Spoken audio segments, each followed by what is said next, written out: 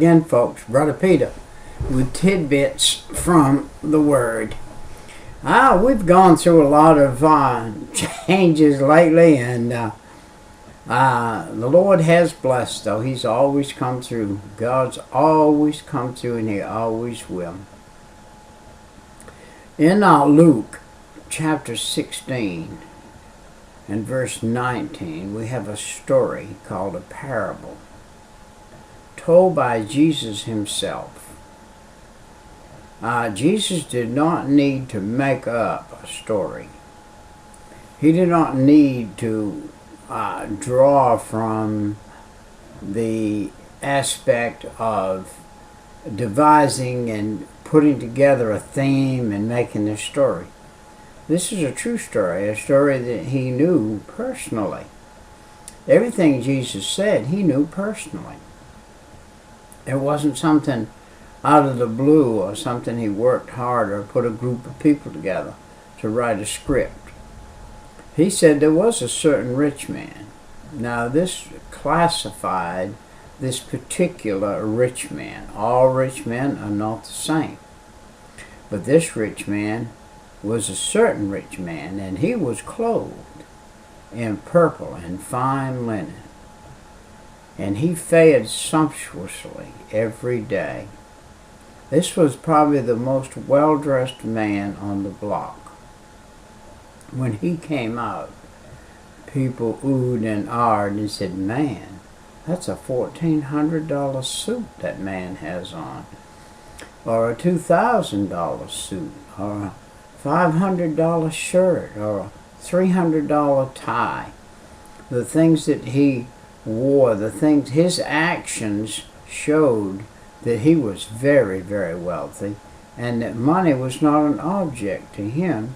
He could wear the best designer things that were out there. And so he was dressed in this fine linen.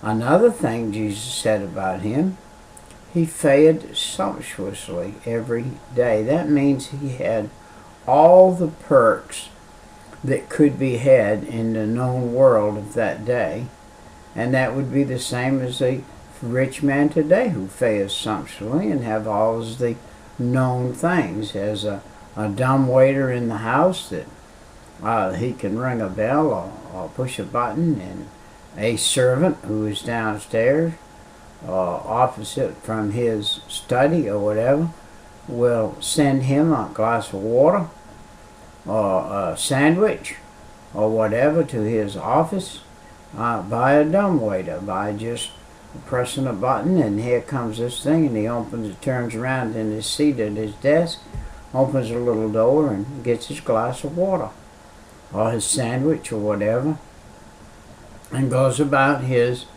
rich man business, which most rich men have businesses. Their life is devoted to making money, and making that money causes them to be able to do anything they want to do sumptuously. That means more than just the average, even the average poor rich man. That's a funny statement, isn't it? But the very richer the man gets, the poorer he sees the other rich man.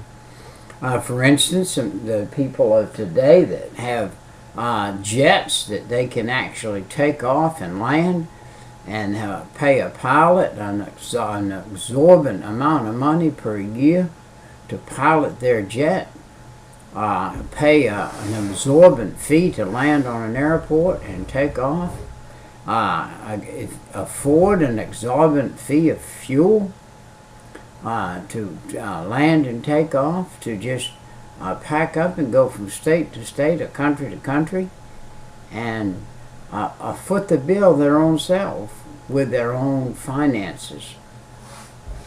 We have those out there today. The only bad part of being rich is that you forget, if you are rich and forget the poor. That's the bad part. But you can be rich and not forget the poor. You can be rich and help the poor. Then there was a certain beggar. Now this beggar name was Lazarus, which was laid at his gate, the gate of the rich man. And Lazarus was full of sores. He was not just a poor beggar. He was a poor, sick beggar. He was full of sores. He had sores all over him. And he's sitting at the gate of this rich man. Now the rich man has no choice but to allow Lazarus to sit at that gate, because Lazarus is outside of the gate and he's in public property. No doubt Lazarus was put there by God for a reason, to speak to the rich man. We see that Lazarus was undoubtedly a Christian man, and because of that he was going to witness to this rich man. And the beggar desired to be fed with the crumbs which fell from the rich man's table. Moreover, the dogs came and licked his sores. Wow, verse 20 to me is one of the most astounding verses in the Bible. Here's a man, the beggar, laid there, and God is watching out for him. You say, but he's full of sores. Yes, he is. There was a purpose. His suffering was for a purpose. And the purpose was that he could show that rich man the opposite side of richness in the poorness of his life, but yet he was happy. And the average rich man, it doesn't say the rich man was not happy here, but by his actions shows that he wasn't happy. And so, verse 21, and he desired to be fed with the crumbs which fell from the rich man's table, and moreover the dogs came and licked his sores. Do you know there's medicinal purpose in the tongue of a dog? He can have a bad wound, a very bad wound, and he can lick it constantly. And he can cleanse it, and he can heal it with what he has in the saliva in his tongue. And those dogs came over there and licked that poor man's, that beggar's sores. And don't you know that he got some gratitude out of that? And not only that, do you know that the love of a dog helps a man constitutionally? That, saying constitutionally, that means the whole purpose of the man, the whole inner being, outer being, the whole man. And just to have a dog come up, and this dog, your dog, and lick your fingers and lick your hand and sit beside you when you're doing things. I have two little dogs that lay around here with me all the time, and their desire is to be with me. And wherever I go, if I'm outdoors, they'll tear the door down trying to get out with me. If I'm back in the house, they want to come right back in the house. If I'm walking in and out, they want to be right under my feet, walking in and out. And you say, is there any solitude in that, Brother Peter? Yes, there is. There's some solitude in having a friend in a dog. It's very difficult in this day and age to have friends that are as solitude as dogs are, that would do and care to be with you like your dog does. Listen to this. Verse 22. It came to pass that the beggar died and was carried by the angels unto Abraham's bosom. And the rich man also died and was buried. And in hell he lifted up his eyes, being in torment, and seeth Abraham afar off, and Lazarus in his bosom. What is the story here? This puts the place of it. This places the time frame of it. that it was Old Testament, that it was before Jesus, and that it was Abraham's bosom was paradise. That's what paradise was, in Abraham's bosom. The beggar was in paradise. The rich man was in hell. He lifted up his eyes, being in torment, seeth Abraham afar off, and Lazarus in his bosom. Verse 24.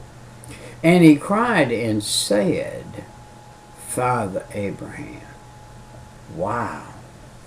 He wouldn't say Father Abraham when he was on the earth, and he had all that money, all that to do, everything, and didn't want for anything because of his richness in the flesh. And here's a beggar laid at his gate, totally rich in the spirit, and poor in the flesh, but totally rich in the spirit. And hell, he lifted up his eyes, being in torment, seeth Abraham afar off, now Lazarus in his bosom. And he cried and said, Father Abraham, have mercy on me. It's too late. He waited too late to call on the Father. He waited too late to cry for mercy.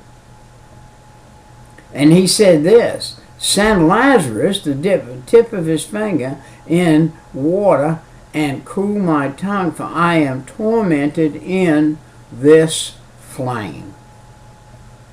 Here's a rich man that died and went to hell. He didn't die and go to hell because he was rich. He died and went to hell because of his belief. His belief was not in God, and in this day it was through Abraham. And he did not believe, so therefore he was cast into these torments. And he cried, he said, Lazarus, that he dipped his finger and drop water and cool my tongue. 25. But here's Abraham talking to him. Now here's the head man of paradise, God's head man of paradise, talking to this rich man. And he said to him, son. Wow. He was a physical son of Abraham, but not a spiritual son. Remember that thou in thy lifetime receivest thy good things, and likewise Lazarus evil things. But now he is comforted, and thou art tormented.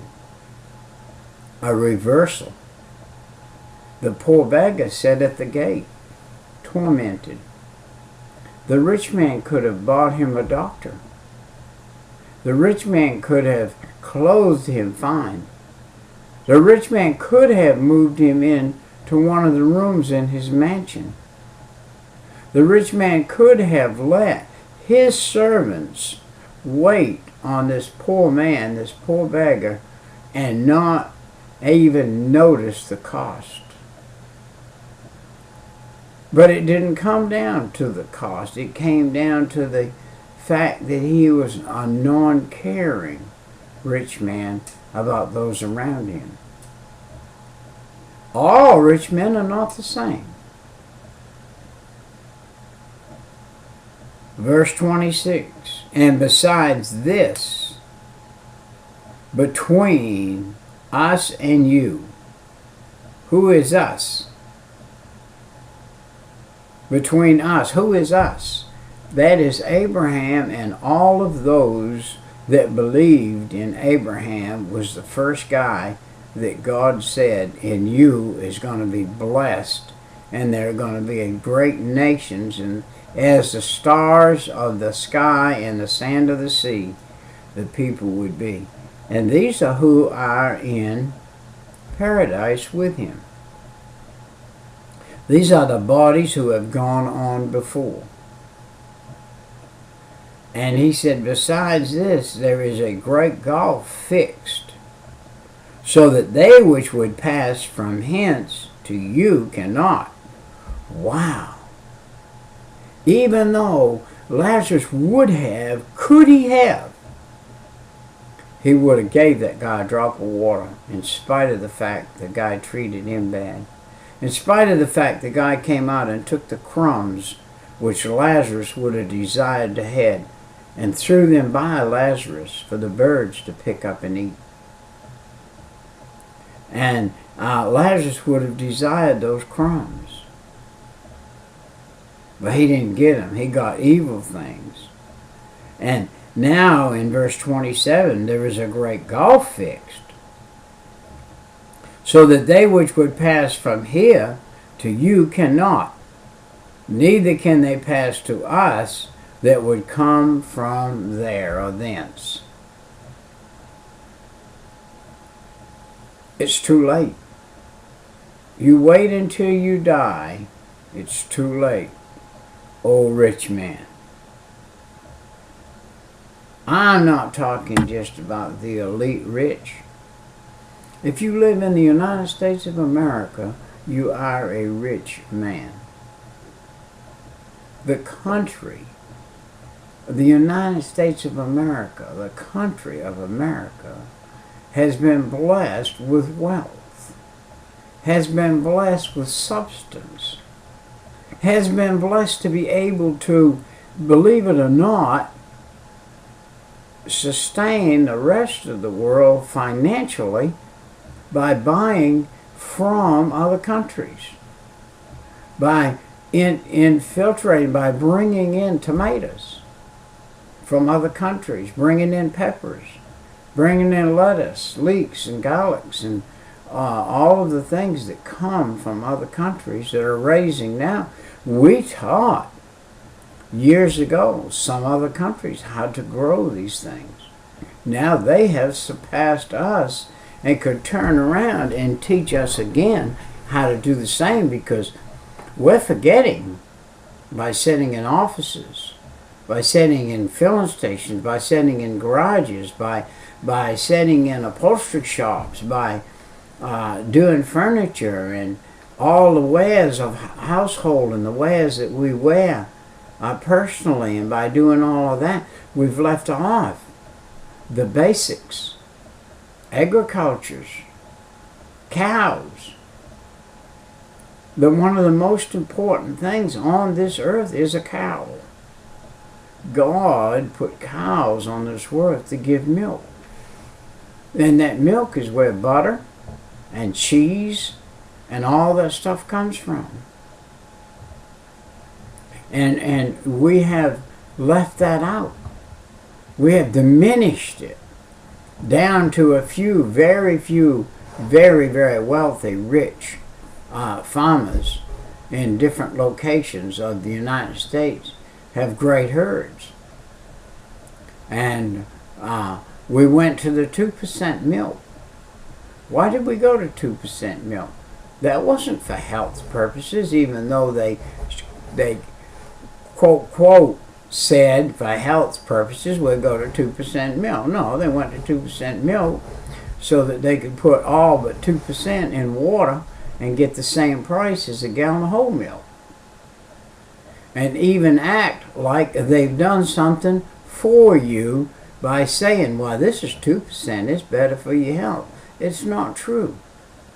That's not true. Whole milk is better for your health than 2%. You don't have to drink so much of it. You can drink less of it and have what you need. Let's get back in the book. So Lazarus, but now he is comforted and thou art tormented. And this great gulf that's fixed between us. 27.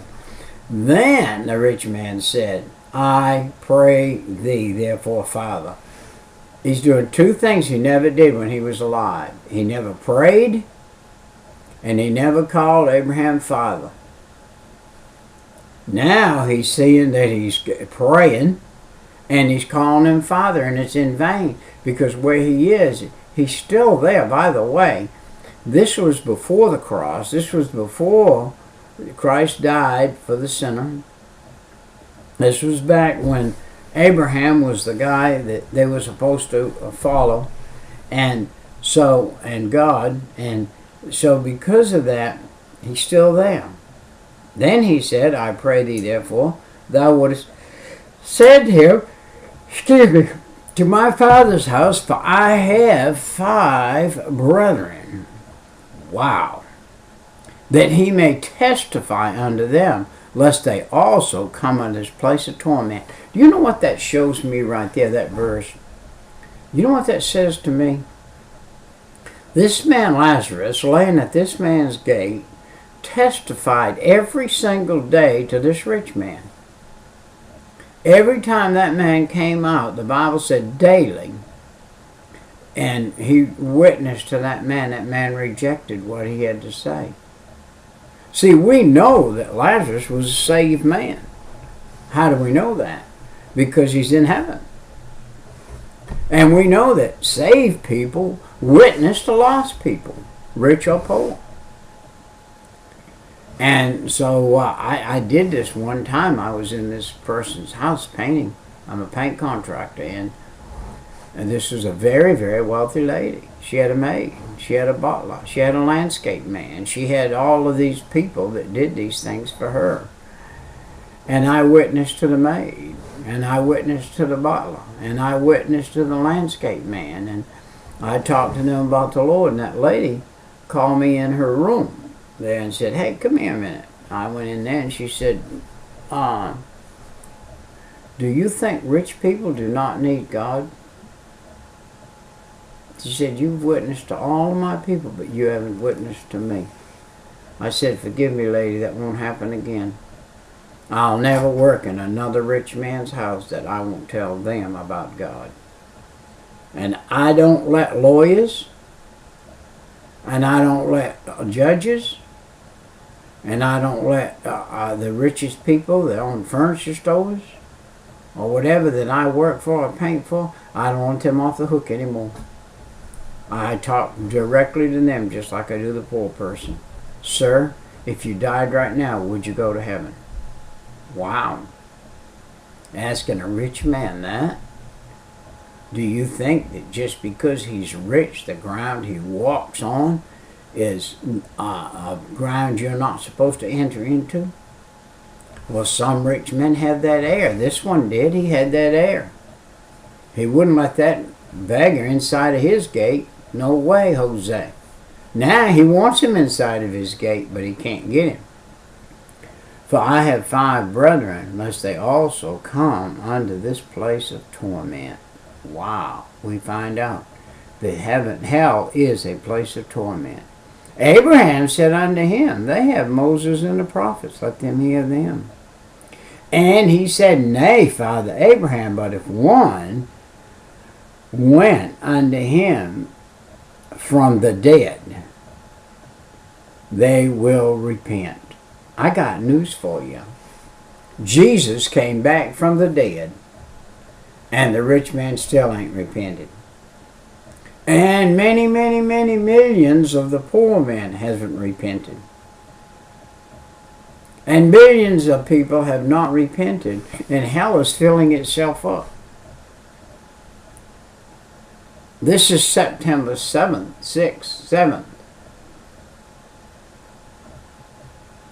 2016. And we're already seeing great signs in this earth in 2016 of this earth cracking and pressing and pushing from the underneath to open up that great fault that's in California. You think these earthquakes in these other countries is something, you wait until it hits America. You wait until the great quake that's going to happen in California happens. Hell is filling up, and it is having to enlarge itself from beneath. Why do you think the volcanoes are erupting? Why do you think the stuff from the bottom inside of the earth is spewing out? Because hell is filling itself, and it's in the heart of the earth.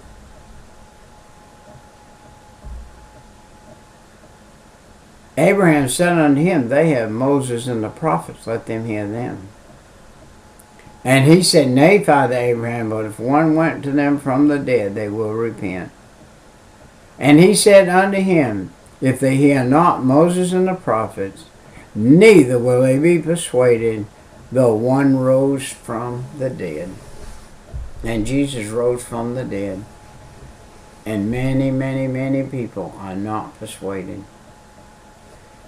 Mark it down, my friends. You go back to the Depression. You see the suicides during the Depression.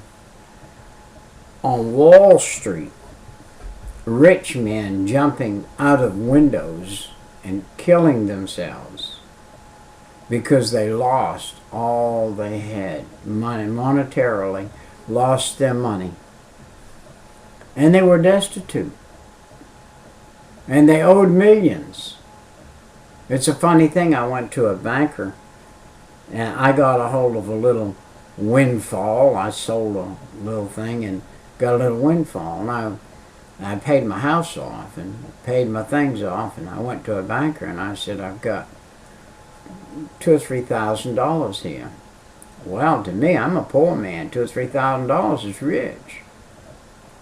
To a rich man, $2,000 or $3,000 is probably a daily expenditure. But to me, it was money, cash money. I had $3,000. Wow. And I went to this banker and I told him I had this money and I'd see what I could do with it to maybe prosper a little bit. And because I saw rich people doing that. And so he said, well, let's see what your net worth is. What that? And I said, well, what is that? And he said, well, what are you worth? And I said, I ain't really worth nothing. Well, he said, you got a house? And I said, yeah, I got a house. Well, how much is it worth? And I told him. And he said, well, how much you owe on it? And I said, I don't owe anything on it. It's paid for.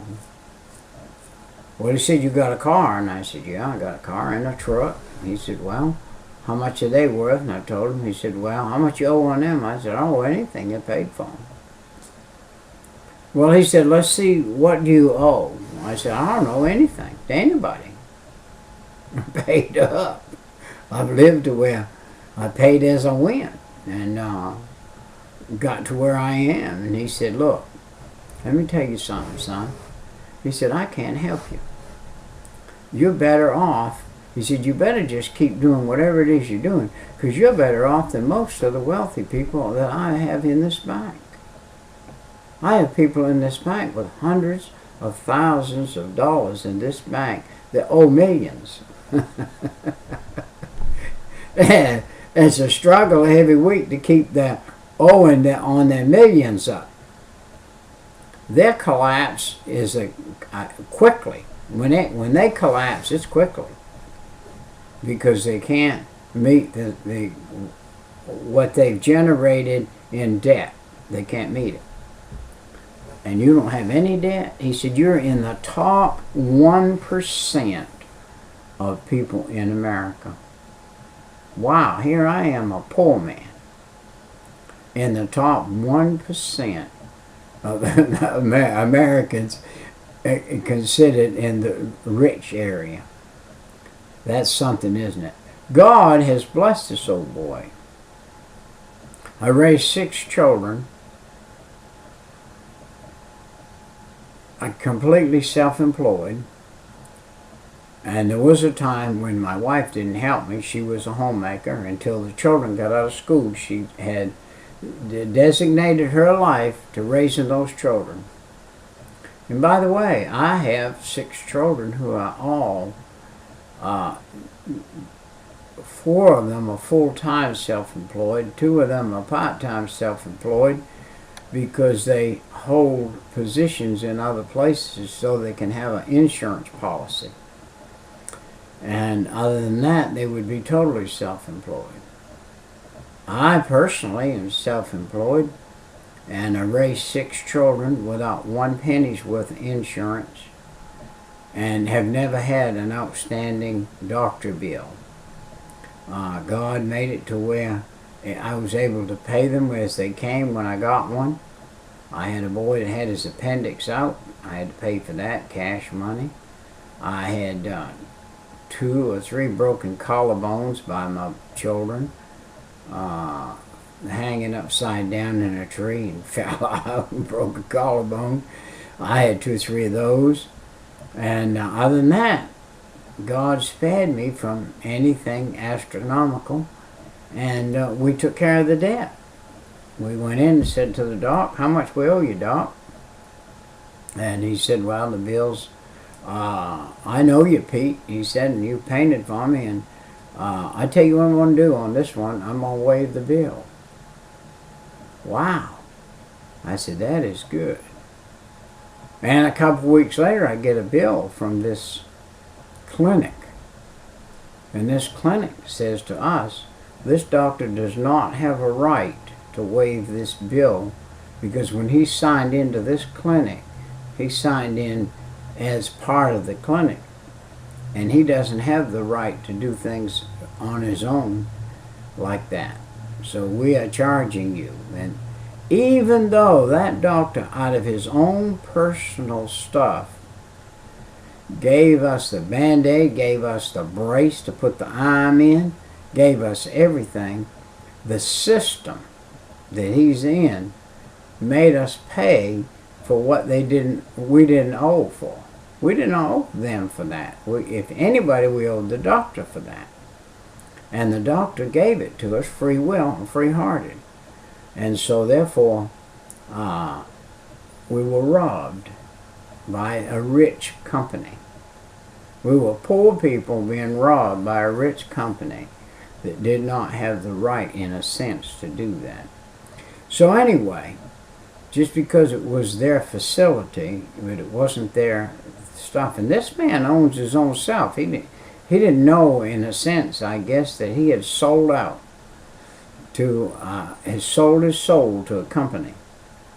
And they were ruling his life. Anyway, this rich man is still in hell. He's still begging. He's still doing everything that he did when he got there. He's still squirming. He's in fire. His soul is alive and never will die. But he will never have communion with God. No, they have the opportunity to be in communion with God. I'm straining a little bit right now because my glasses won't let me see my computer. I can't see. I've gone 32 minutes. I'm only supposed to go 30 because I can't see my computer. I'm going to have to get some new glasses. Well, our time's come and gone. By asking Jesus to forgive you of your sin, come in your heart and save your soul, you can go to heaven, whether you're poor or whether you're rich. If I was a rich man and I happened to watch this, I would say, Jesus, I'm a sinner. Forgive me of my sin. Come in my heart. Save my soul. In Jesus' name I pray. Amen. We'll see you next time. Bye-bye.